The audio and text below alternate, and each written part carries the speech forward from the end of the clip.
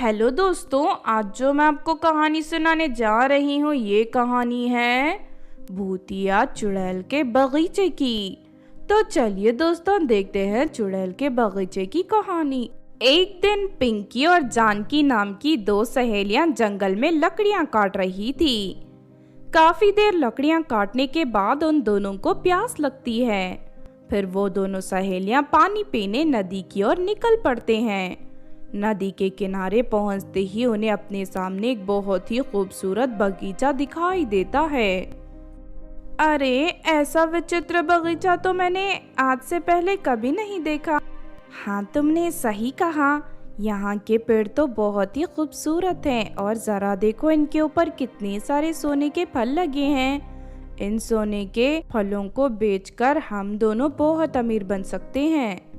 तो फिर देर किस बात की, चलो जल्दी से पेड़ों के ऊपर चढ़कर ढेर सारे सोने के फल तोड़ लेते हैं। उसके बाद वो दोनों सहेलियां एक एक कर बगीचे से कई सारे सोने के फल तोड़कर इकट्ठा कर लेते हैं। फिर वो दोनों सारे फल लेकर अपने गांव चली जाती हैं और अगले दिन बाजार जाकर वो सारे सोने के फल बेच देती हैं, जिस वजह से उन्हें ढेर सारे पैसे मिल जाते हैं।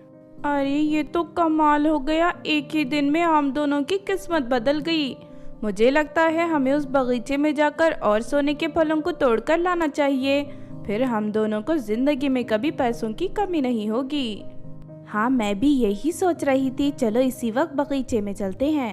फिर वो दोनों बड़ी टोकरियां लेकर उस बगीचे में पहुंच जाती हैं और पेड़ों के ऊपर चढ़कर सोने के फलों को तोड़ना शुरू कर देती हैं। लेकिन तभी अचानक वहाँ खतरनाक चुड़ैल आ जाती है। अच्छा, तो कल तुम दोनों मेरे बगीचे से फल चुराकर ले गई थी। कल मैं यहाँ मौजूद नहीं थी, इसीलिए तुम दोनों को पकड़ नहीं पाई। लेकिन तुम दोनों का लालच दोबारा तुम्हें यहाँ लेकर आ गया। अब मैं तुम दोनों को मेरे जंगल से नहीं बच सकती। अरे नहीं, ये तो बहुत ही डरावनी चुड़ैल है, अब हम दोनों का क्या होगा? देखिए चुड़ैल जी, हमें नहीं पता था कि ये बगीचा आपका है, वरना हम दोनों यहाँ कदम कभी नहीं रखती। हमें छोड़ दीजिए, दोबारा यहाँ कभी नहीं आएंगी।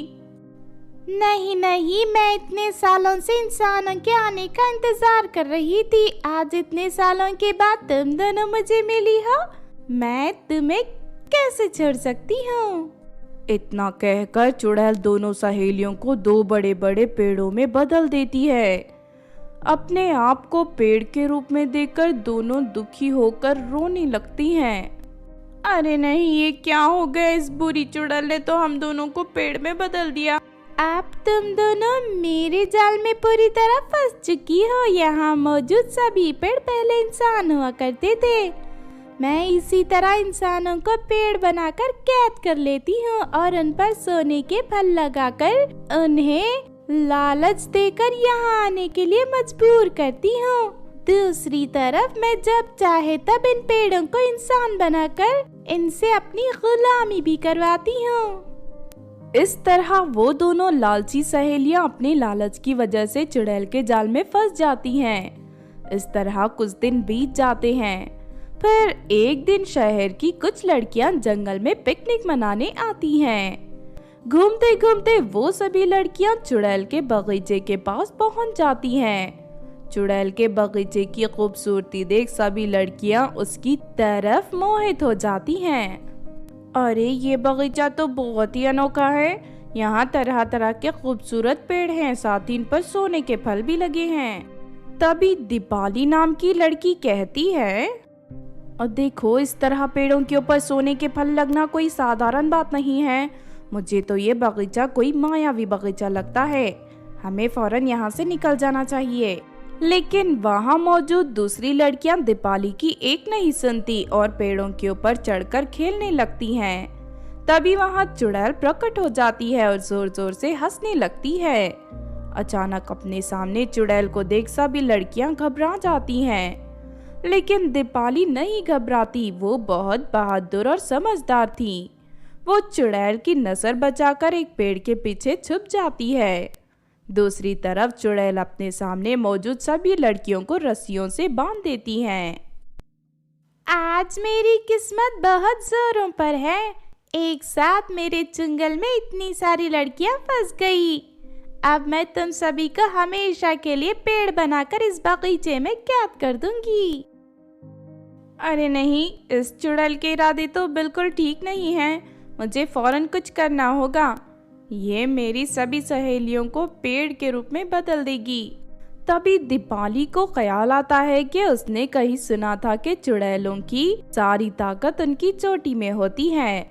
दीपाली फौरन अपने पर्स से एक छोटा सा चाकू निकालकर घुटने के बल चलते हुए चुड़ैल के पीछे जाकर खड़ी हो जाती है और अगले ही पल चाकू से उसकी चोटी काट लेती है। चोटी के कटते ही चुड़ैल तड़पने लगती है और उसके सर से खून बहने लगता है। अरे धोखेबाज लड़की, ये तूने मेरे साथ क्या किया? तूने मेरी चोटी काटकर मुझे बेबस कर दिया। जल्दी से मेरी चोटी मुझे वापस कर, वरना मैं मर जाऊंगी। नहीं नहीं, तेरे जैसी धोखेबाज चुड़ैल का यही अंजाम होना चाहिए। अब मैं ये चोटी तुझे नहीं दूंगी। उसके बाद बिना समय गवाए दीपाली चुड़ैल की चोटी को जमीन पर रखकर उसमें आग लगा देती है। देखते ही देखते चोटी के साथ चुड़ैल का शरीर भी जलना शुरू हो जाता है। अरे कोई बचाओ मुझे, कोई मेरी मदद करो। चुड़ैल तड़प कर इधर उधर भागने लगती है। थोड़ी ही देर में चुड़ैल और उसकी चोटी जलकर राख हो जाती है।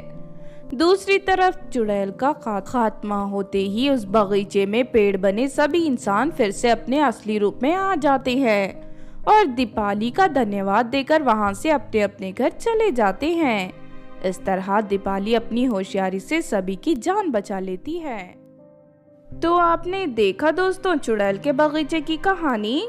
इस कहानी से हमें ये सीख मिलती है कि मुसीबत के वक्त घबराने के बजाय हमें हमेशा अक्ल का इस्तेमाल करके सामने मौजूद मुसीबत का सामना करना चाहिए।